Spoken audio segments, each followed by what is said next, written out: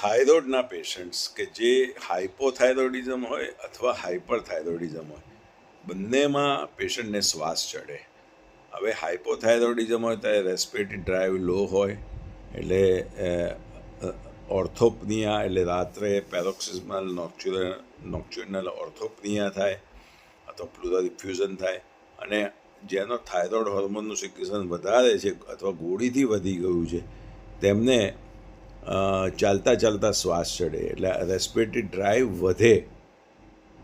હાઇપોથાઇરોઇડિઝમમાં respiratory drive ઓછો હોય એટલે એના હિસાબે શ્વાસ ચડે છે, જ્યારે હાઇપરથાઇરોઇડિઝમમાં રેસ્પિરેટરી ડ્રાઈવ વધે છે, તેના લીધે પેશન્ટ્સને ડ્યુરિંગ વોકિંગ યા એક્સરસાઇઝ શ્વાસ ચડે છે. માટે થાઇરોઇડને કંટ્રોલ રાખવો ખૂબ જરૂરી છે.